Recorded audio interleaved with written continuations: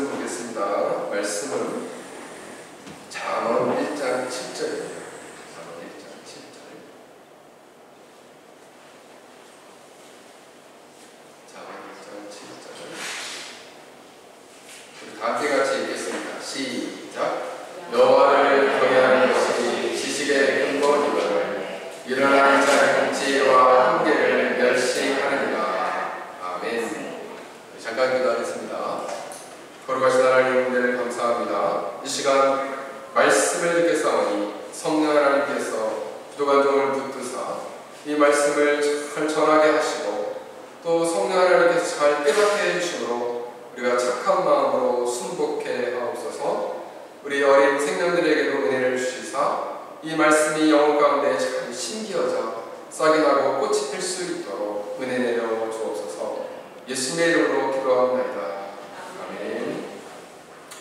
오늘 말씀의 제목은 만남 시리즈 15번째 절대 미련 안에서 지혜를 만나다 라는 주제를 가지고 말씀을 전하고자 합니다.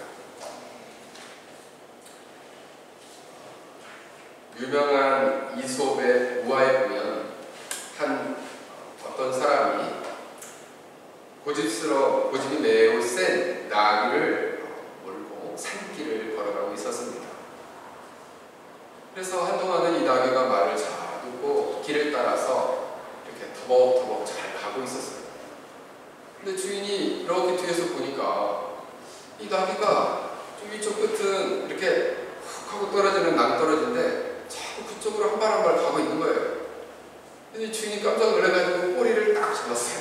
꼬리를 잡아서 야, 거기로 가면 안 돼. 이렇게 잡아 당겼는데 이 나귀가 이렇게 힘을 쓰면서 계속 그쪽으로 걸어가는 거예요.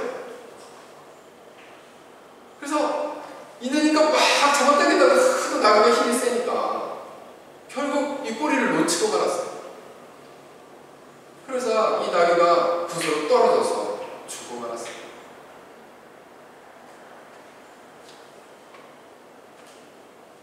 이 우화에서 보여주고 있는 내용은 고집스러운 존재가 어떠한 결과를 맞이하는가를 보여주는 우화라 말씀드릴 수 있겠습니다. 잠언에 보면 잠언 6장 14절을 보면 미련한 자 그리고 절대적으로 미련한 가운데 있는 사람은 그의 마음 안에 폐역을 품는다 이런 말이 나옵니다. 폐역을 품는다라고 할 때 그 폐역은 타흐푸코드라는 히브리어 단어예요. 이 단어는 매우 고집이 센 속임수가 있는 이라는 뜻을 갖고 있어요. 그러니까 절대 미련한 가운데 있는 사람은 마음 안에 그 폐역함이 있는데 그 폐역함은 매우 고집스럽고 속임수가 있는 마음의 상태를 갖고 있다는 것입니다. 그래서 이 악한 자들은 이 미련한 자는 기쁨과 즐거움을 누리나 매우 위선적이고 그리고 그들은 독선적이고 완고하다. 그래서 자신의 미련함을 고집하여 완고함과 독선에 빠져 헤어나올 수 없는 상태에 놓이게 되어 있다는 것입니다. 오늘 본문에 보면 미련한 자는 지혜와 훈계를 멸시한다 하반절에 말씀하고 있습니다. 그렇다면 여기서 말하고 있는 지혜와 훈계는 무엇일까요? 성경에 보면 이제 오늘 본문에 보면 지식이라고도 표현되는데 이 지식이라는 단어는 지혜와 같은 뜻을 가지고 있어요. 그런데 엄밀하게 구분하면 지식과 지혜는 조금 구별이 됩니다. 지혜는 세상과 자신을 볼 때 자기 자신은 어미하시고 그리고 사랑이 많으신 하나님이 자신을 피조물로 만드셨고 그리고 이 피조물로서 세상과 사람들을 볼 때 이것을 정확히 이해하는 것 그것이 바로 지식이라는 거예요. 그럼 무엇을 통해 이해에 도달하게 되냐면 인간이 교육이나 연구, 경험 이런 것을 통해서 신과 세상과 인간에 대해서 이해하고 깨달아가는 능력 깨달아가는 것을 지식이라고 합니다. 그렇다면 지혜라는 것은 과연 무엇입니까? 이렇게 자신 밖에 있는 하나의 원리와 원칙, 하나님 백성이라면 하나님의 말씀을 통해서 자신이 이해하고 깨닫는 대상에 대해서 좋고 나쁜지, 그리고 그 행위가 옳고 바른지를 분별할 수 있는 마음의 자격, 분별할 수 있는 마음의 능력을 지혜라고 합니다. 그렇다면 지식과 지혜를 간단하게 요약을 하면, 지식은 인식하고 이해하고 알아가는 것이라면, 지혜는 분별하고 판단하는 능력이요 마음의 작용이랍니다. 근데 이 지혜는 여기서 한 발짝 더 나갑니다. 분별할 수 있을 뿐만 아니라 실제로 자신의 삶과 경건 안에 이 분별하는 깨달음, 이 분별하는 능력을 가지고 자신의 삶과 경건의 삶에 적용하고 응용하는 것이, 그 적용하고 응용할 수 있는 능력까지가 지혜. 단순히 옳고 그름을 판단할 뿐만 아니라 이것을 자신의 삶에 응용하고 그리고 적용할 수 있는 능력입니다.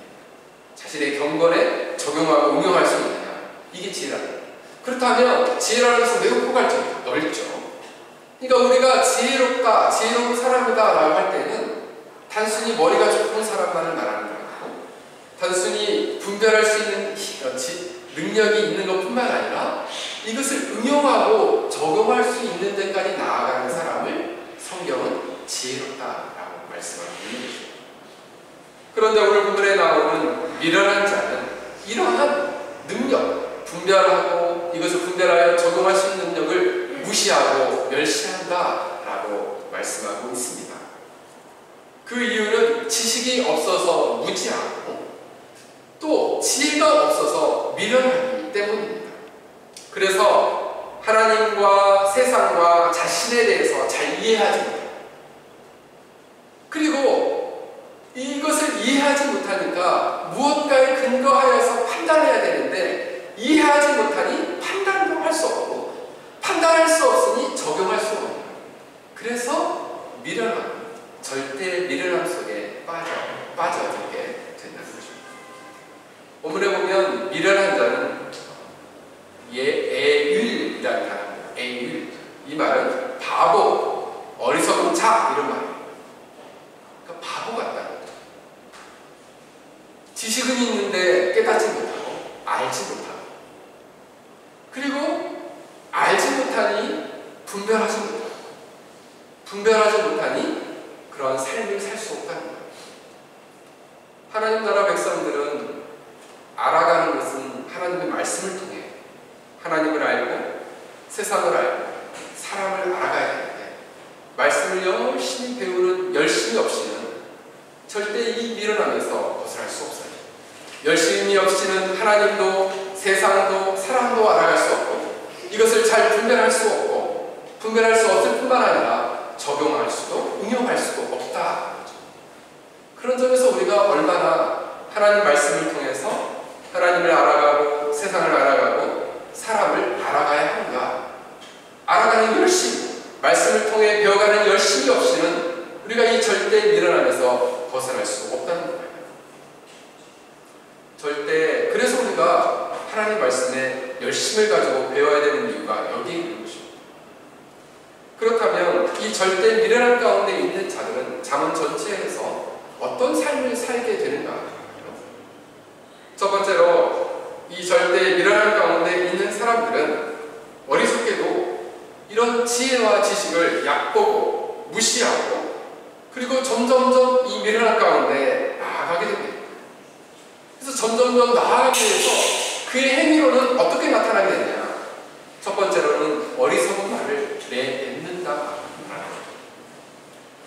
잠언 10장 14절에 보니까 지혜로운 자는 지식을 간직하거니와 그 말씀이 있기 때문에 항상 생각하는 거죠. 그런데 미련한 자의 입은 멸망에 가까웁니다.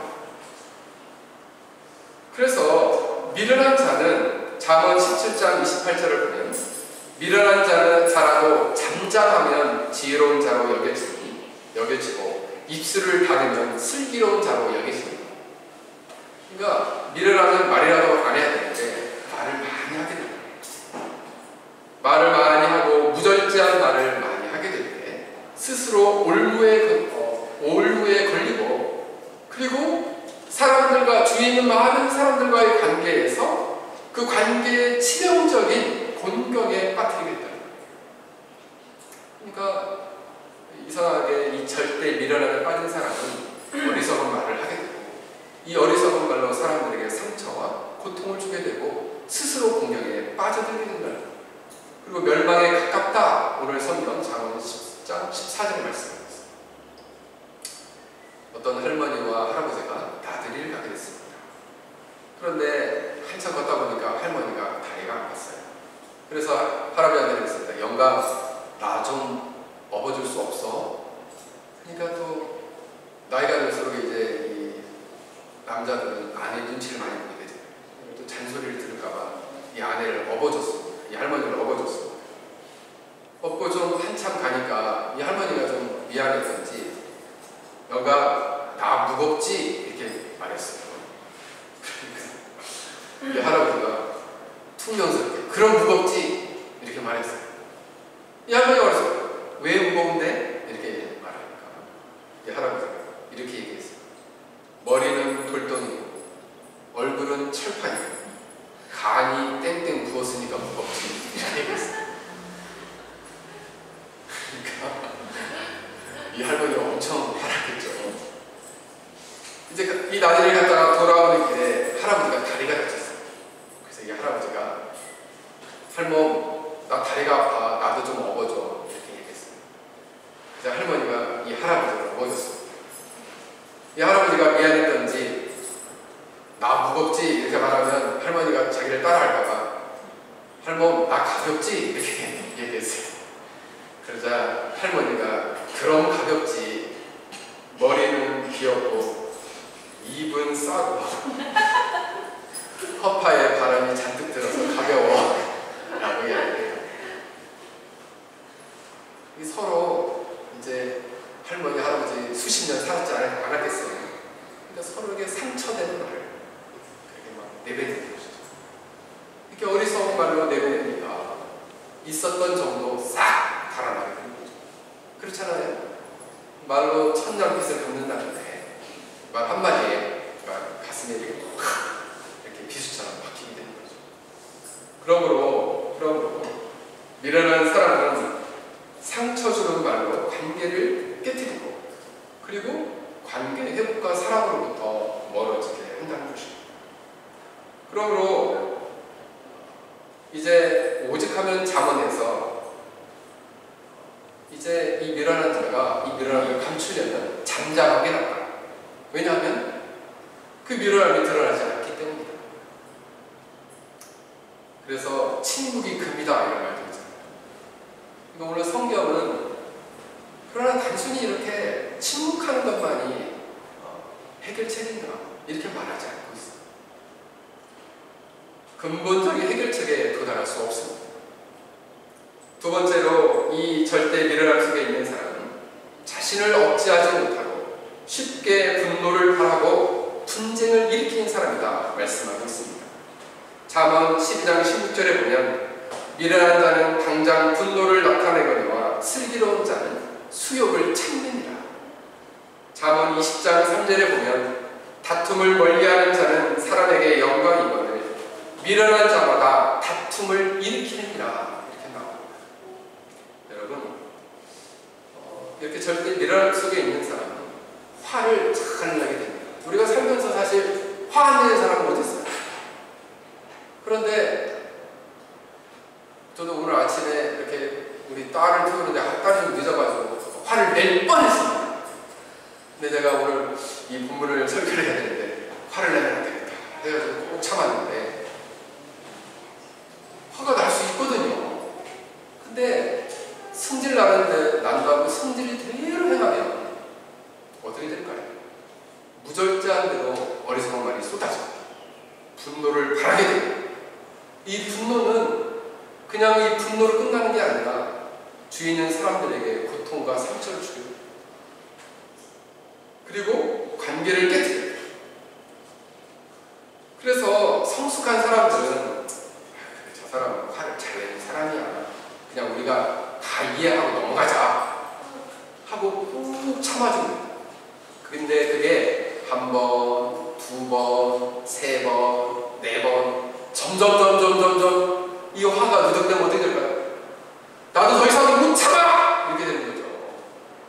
그래서 한번 뻥! 하고 부딪히게 되면 어떻게 됩니까? 이제 막 서로 막 머리끄댕이 잡고 막 서로 막 싸우고, 네가 잘났는데 내가 막 싸우게 되는 거죠. 왜요? 나도 화낼 수 있다! 이렇게 되는 거죠. 그래서 술한 사람들이 꾹 참고 있다가 나중에 몰아가지고 이걸 갖다가 한 번에 막 화를 내는 사람도 있어요. 참다가 어떤 사람은 내가 이렇게 화를 왜 이렇게 잘 내는 줄 알아? 나는 정의로운 사람이야. 나는 불의를 보면 못 참아. 그래서 내가 이렇게 화를 내는 거야. 그래서 자신의 화냄을 정의로운 것으로 포장하는 사람이 있어요. 그래서 자기가 화내는 것은 정의로운 것의 표상이라는 거죠. 매우 당황스러운 얘기입니다. 그래서 우리가 뒤에서 생각하죠. 참 스스로 합리화를 잘 시킨다. 저렇게 화를 잘 내는 것을 정의롭다 판단하니, 자기는 정의롭다 생각하고 자기가 옳다 생각하니까 옳지 못한 것은 모두 잘못된 것이기 때문에 화를 내는 것을 정당함으로 부여하는 거죠. 그러나 그런 사람들 주위에는 사람들이 괜히 옆에 갔다가 한 대 맞잖아요. 괜히 이 분노의 칼날이 자기한테 오니까 살살 피하게 됩니다. 그리고 그 주위에는 어느 날 돌아보니까 아무도 없어. 야야, 네 친구 어디 갔냐? 네 친구들 어디 갔어? 싹 돌아보니까 아무도 없어요. 왜요? 분노의 칼날을, 분노의 가시를 가지고 사니까 옆에 오면 찔리니까 아무도 주위에 오지 않는 거예요. 그래서 이런 말이 있죠. 똥이 무서워서 피하냐? 더러워서 피한다. 살살 피하는 거죠. 그래서 왠지 화를 잘 내는 사람이 친한 척하고 옆에 가까이 다가오면 어떻습니까? 이분이 또 나한테 뭘 또 공격을 하고 이렇게 가까이 갈까? 이렇게 생각을 하게 되는 거예요. 살살 피하고 싶죠. 근데 문제는 뭐냐면 화로 끝나는 게 아니라 이 분노가 자꾸 다툼을 일으키고, 이 절대 미련함 속에 있는 사람은 자꾸 다툼을 일으켜서 이제는 안 싸우고 싶은데 자꾸 건드니까 자꾸 싸우게 되는 거예요. 그래서 여러분, 이제 우리가 갑자기 이렇게 확 하고 올라올 때 이 성숙한 신자는 한번 참아야 됩니다. 참고, 그리고 아니 그냥 화난다고 화 다 내면 어떡하겠어요. 그냥 저도 좀 화가 날 때는 말을 잘 안 하는 편입니다. 그냥 꼭 참고, 또 화가 날 때는 그럴 때는 좀 잠잠히 있다가 좀 기도를 하고 있어요. 기도를 하거나 좀 찬양을 드리면 금방 또 화가 풀려요. 그래서 서로 이 절제되어야 감정이 표출이 되면 격렬한 논쟁이 일어납니다. 이 논쟁은 서로를 자극하고 아픈 부분만 붓는 거죠. 아까 할머니처럼 당신은 허파에 바람이 들었어. 할아버지처럼 당신은 머리가 돌덩이야. 이렇게 서로에게 가슴 아픈 말을 막 던져가지고 상처를 주면서 그래서 보복을 하는 거죠. 그렇게 되면 스스로 자제력을 잃고 이렇게 더욱더 깊은 절망과 낙담 속에 빠지게 됩니다. 그리고 한 며칠 있다가 또 마음이 착해가지고 또 금방 풀어요. 하고 상처는 깊게 내고 자기는 풀어졌어요. 그거 와가지고 또 살살 하는 거예요. 근데 그 찢겨진 상처가 쉽게 회복되는 거예요. 인간이라는 감정이라는 게 상처 엄청 많이 주고 자기는 괜찮아. 괜찮지? 오늘부터 다시 회복? 이렇게 안 돼요, 잘. 그러니까 제일 좋은 건 뭐예요? 처음부터 감정을 잘 조절하는 거예요. 그냥 싸울 일이 있어도 그래, 내가 하나님 백성이고 또 하나님을 믿는 경건한 사람이니까 내가 참아야지. 그래, 내가 한번 너를 위해 기도하마. 네가 나를 이렇게 핍박하니 내가 너를 위해서 기도하마. 이렇게 참아야죠. 그냥 화낼 건 다 내고 싸울 거 다 싸우면 세상 사람과 다른 게 뭐가 있어요? 그렇잖아요?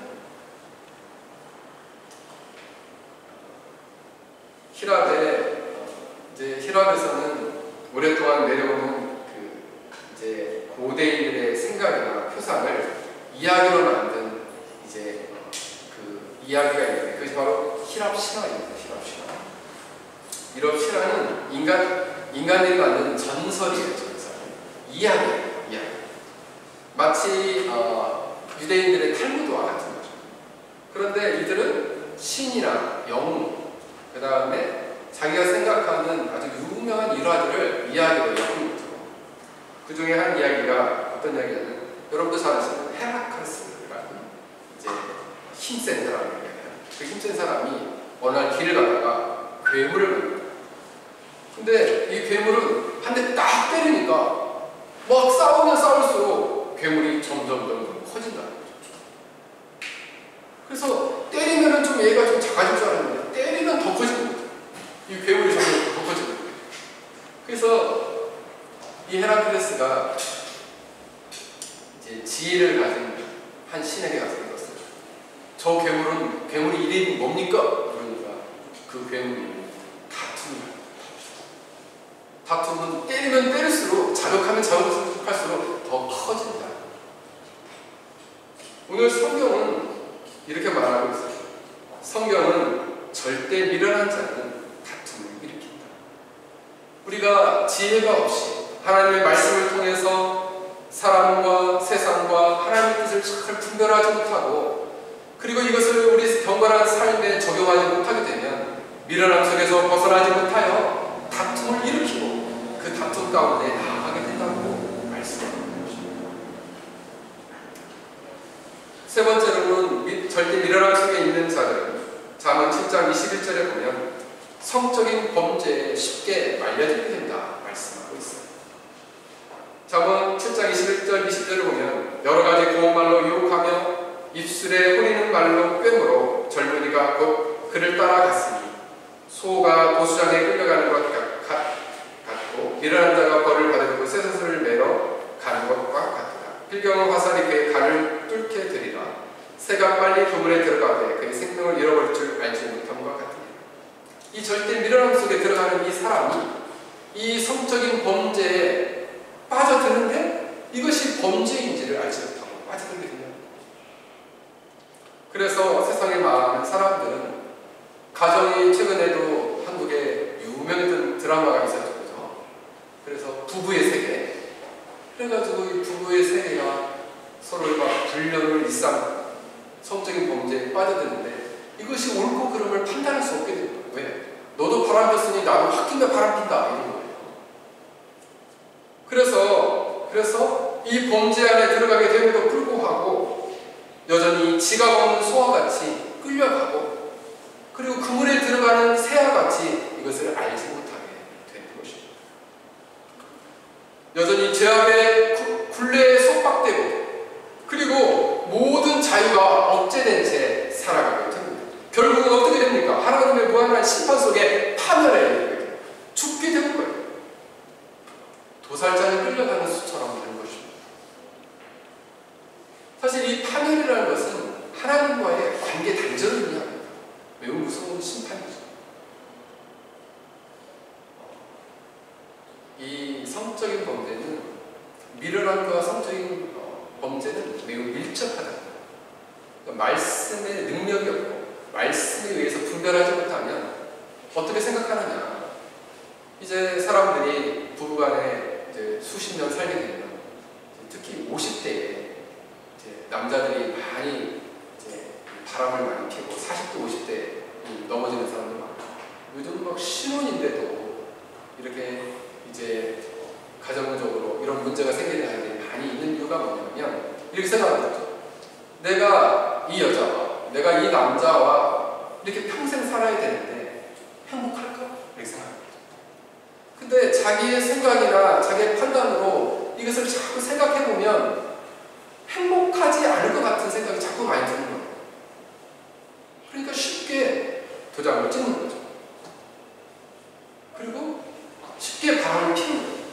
그래서 거기서 행복을 찾으려고 하는 거죠.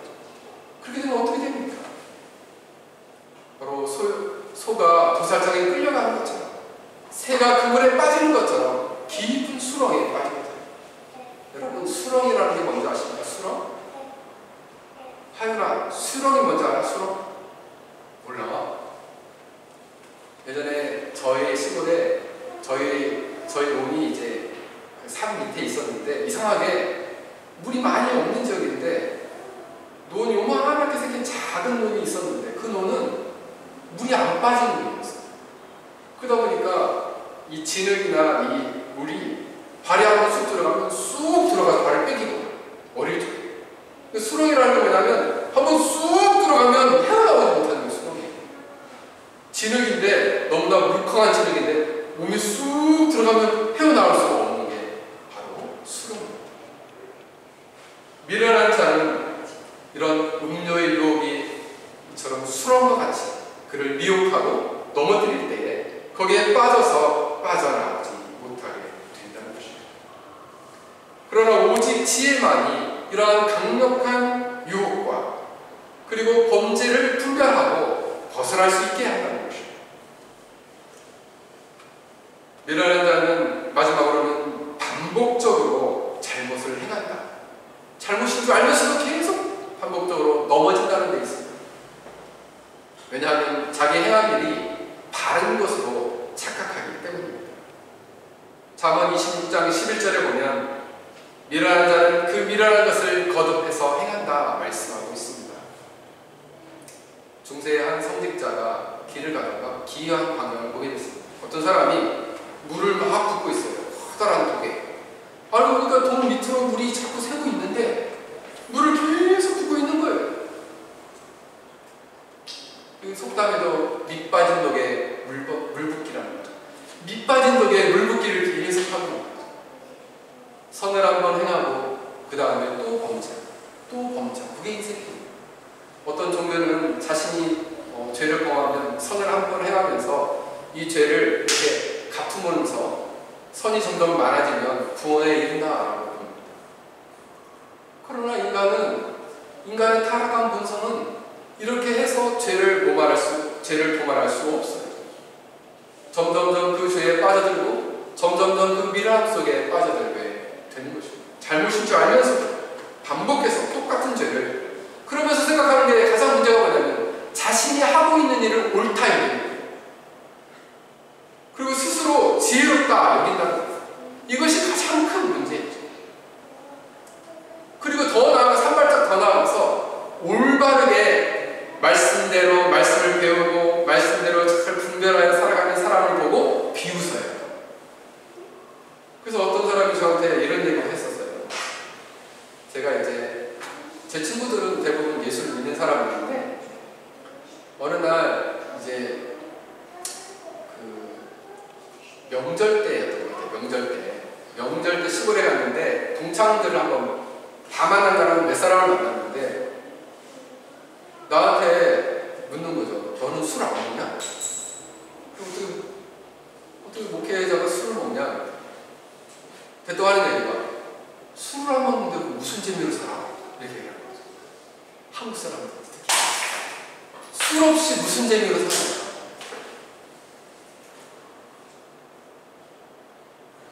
술 없이 무슨 재미로 살아?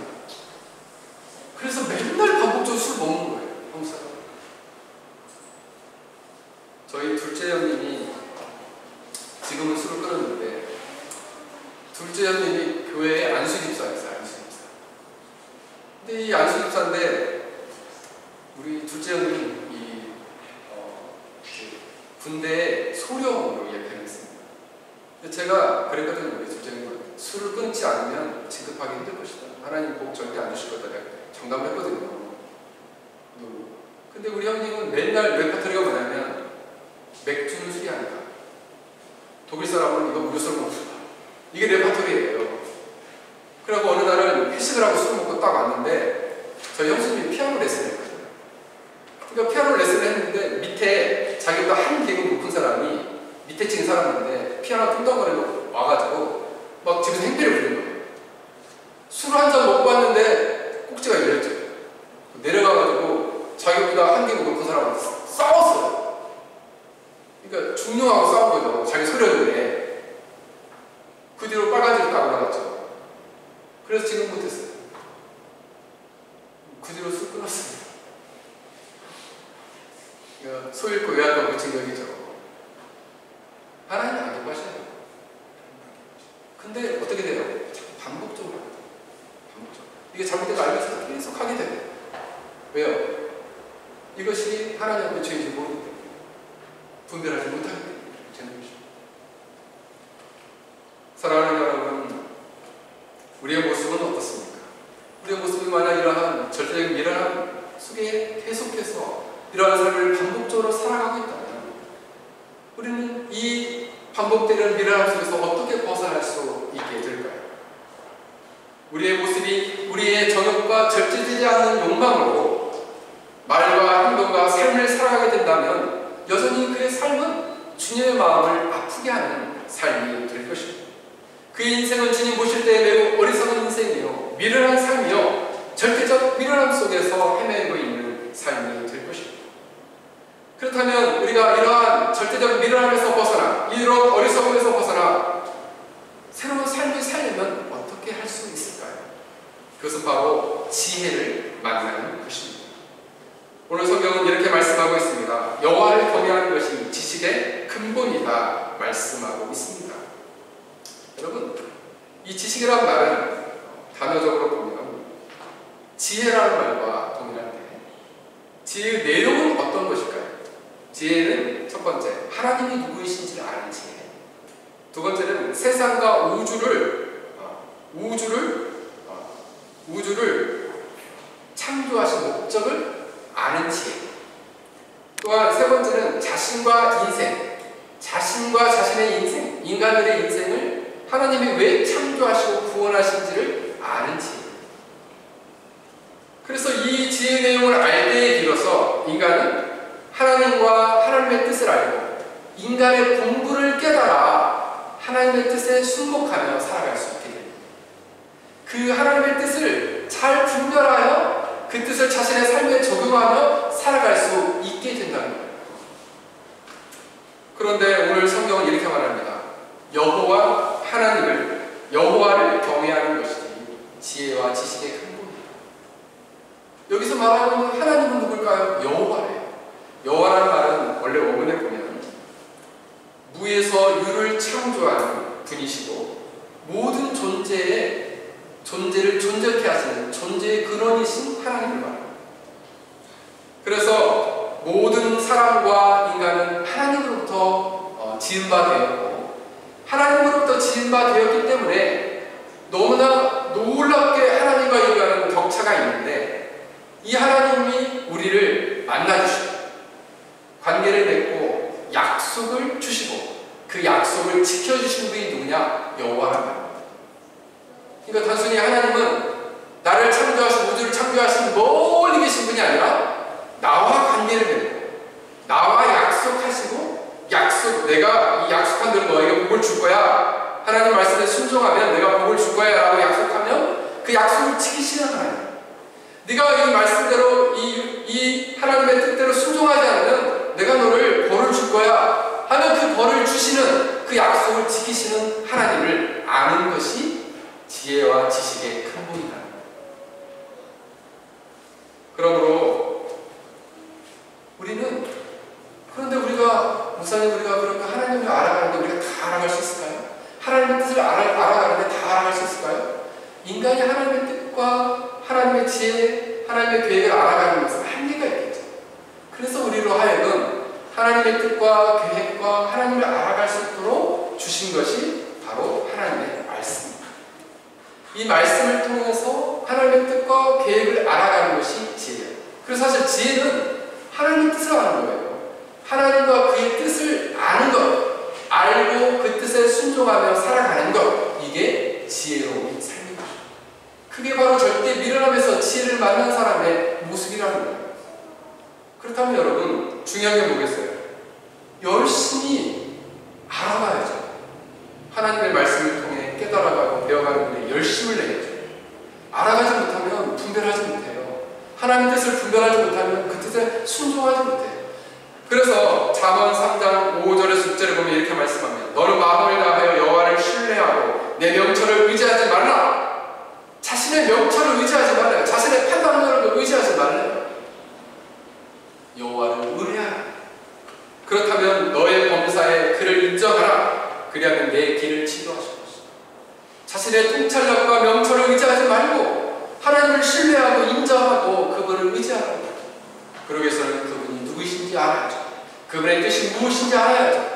그때 비로소 그분을 인정하고 그분의 뜻에 순종하고 그분을 마음을 다해 신뢰하게 되는 것까지 나가게 됩니다. 마음을 다해 신뢰하는 것을 다른 말로는 믿음이라고 합니다. 그때 하나님이 그의 길을, 그의 인생의 길을 인도하시고 지도해 주시겠다. 얼마나 좋아요. 그래, 나를 알고 나에게 맡기기만 해. 그러면 내가 너희들의 인생 길을 가장 좋은 길로 인도해 줄게. 이렇게 말씀하고 있는 거예요. 그러므로 우리가 하나님의 말씀과 진리를 알아가는 데 힘써요. 왜냐하면 이 모든 하나님의 말씀이 여호와 하나님께로 말미암은 것입니다. 그러므로 우리가 하나님의 진리를 통해 하나님을 알고 그분의 뜻을 알게 될 때 여호와를 경외하게 됩니다. 여호와를 경외한다는 것은 결국 우리가 단순히 하나님을 두려워하고 공포스러워하는 것이 아니라 하나님을 아니까 마땅한 존경과 사랑을 드리고 그리고 그 합당한 반응으로서 그분을 인정하고 깊게 신뢰하는 것이 여호와를 경외합니다. 서울에 있는 장신대 통합측 교수인데 한 교수님이 아이들 교육에 있어서 여호와를 경외하는 것이 지식의 근본인 이유를 5가지를 이야기했습니다.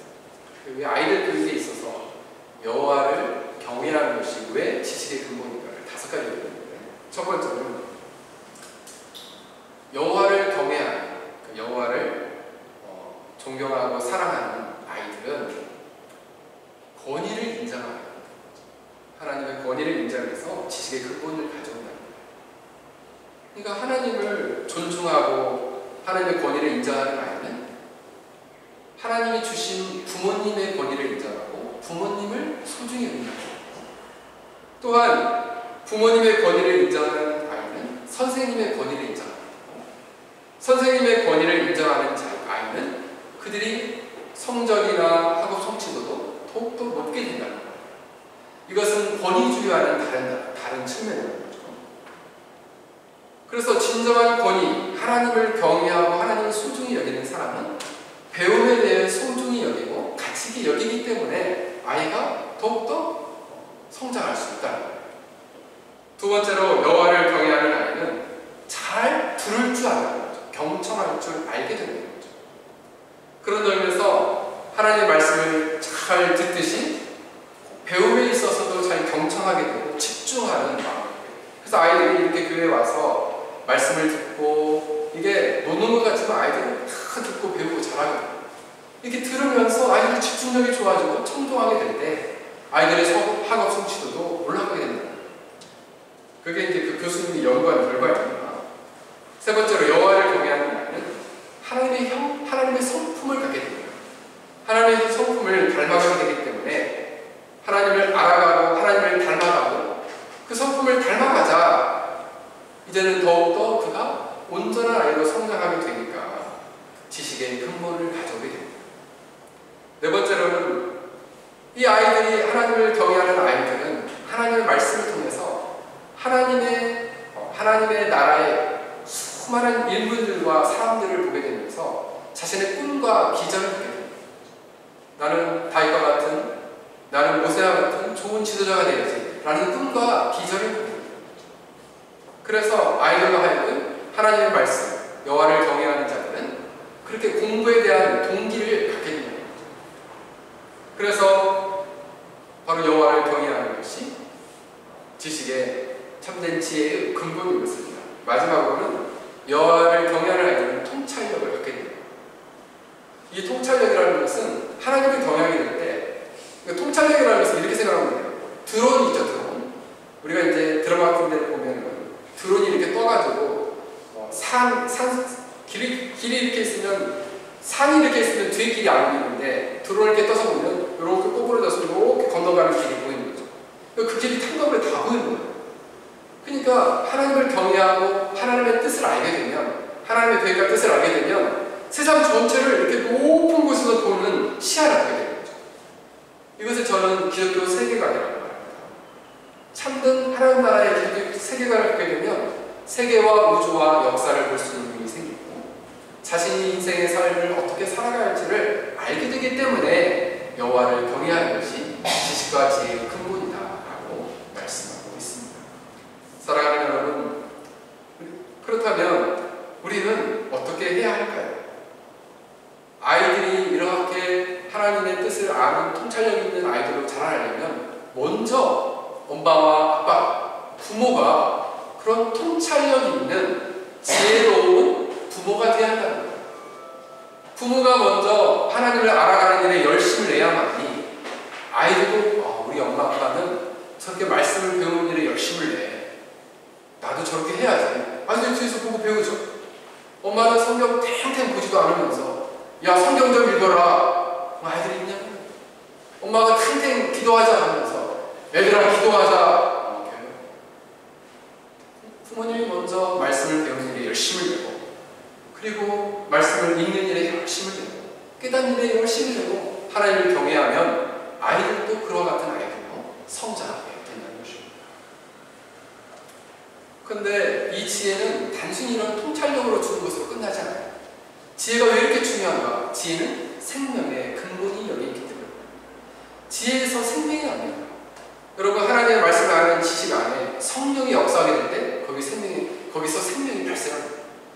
영혼의 변화는 거기서 일어나요. 거룩한 복음과 함께 그 복음을 가지고 성령이 역사하게 될 때 참된 믿음은 성령이 복음과 함께 마음 안에 일으키는 것이 바로 참된 믿음이다 말씀하고 있습니다. 사랑하는 여러분, 바로 이 생명은 지혜로운 자에게 주시는 축복이에요. 지혜와 함께 해주시는 하나님의 놀라운 축복이에요. 그래서 말씀을 알아가고 말씀을 통해 주 예수 그리스도를 통해서 하나님을 알아가게 될 때 그 영혼 안에 생명이 심기죠. 그래서 요한복음 17장 3절에 보면 영생은 뭐냐? 하나님과 그 보내신 자이신 예수 그리스도를 아는 것이다. 이게 영생이라는 거예요. 그러므로 말씀을 통해서 하나님을 알아가게 될 때, 그리스도를 통해 그리스도를 알아가게 될 때, 바로 그 가운데 성령이 역사하게 될 때 놀라운 영적인 생명이 싹트게 되는 것입니다. 이 생명은 가만히 있지 않습니다. 꽃이 피고 열매를 맺고 자라나게 되는 것이죠. 저 앞에 보면 울타리 너머에 삐쭉 쏟아있는 꽃나무 이 페이퍼 플라워가 있는데 저거 사올 때 요만했어요. 진짜 작아요. 지금 울타리를 넘어섰어요. 그게 무슨 의미일까요? 생명이 있으면 성장한다는 것입니다. 우리가 그냥 나는 교회만 주일날 한 번 나가고 그걸로 하면 됐어. 아니야. 하나님을 알고 배우고 진리를 통해 깨달아가면서 우리의 생명이 성장하죠. 생명력이 성장하면 성장할수록 막 자라나게 되는 거예요. 꽃이 피고 열매를 맺으면서 믿음과 성숙한 신자로 자라가게 됩니다. 누가? 엄마가. 누가? 부모가. 그랬을 때 아이들도 그와 같은 생명을 가진 아이들로, 지혜로운 아이들로 성장하게 되는 것입니다. 말씀을 맺겠습니다. 그래서 제가 엄마의 기도라는 것에 대해서 생각을 해봤습니다. 엄마들이 어떤 기도 제목을 가지고 기도하면 좋을까? 4가지를 제가 정리를 해봤습니다. 오늘 말씀을 생각해서. 첫 번째, 이것은 아이들뿐만 아니라 우리 자신이 절대 미련함에서 벗어나 참된 지혜를 만나 이렇게 지혜롭고 생명이 풍성한 삶을 살게 되기 위해서는 어떻게 해야 됩니까? 첫 번째, 엄마들이 이렇게 기도하는 거, 아이들이 여호와를 경외하는 아이들로 자라게 해주세요 라고 기도하시기 바랍니다. 두 번째로, 아이들이 하나님을 아는 지식과 사랑 안에서 자라서 자신의 인격과 삶을 잘 분별하게 해주세요 라고 기도하십니다. 세 번째로, 아이들이 하나님의 뜻을 잘 분별하여 순종하게 해주세요 라고 기도하시기 바랍니다. 마지막 네 번째 가장 중요한데요. 가장 중요한 것은 부모로서 또 엄마로서 아빠로서 제가 먼저 본을 보이는 지혜로운 부모가, 지혜로운 엄마가, 지혜로운 아빠가 되게 해주세요 라고 기도하십니다. 우리 함께 같이 기도하겠습니다. 오늘 말씀을 생각하면서 이렇게 지혜로운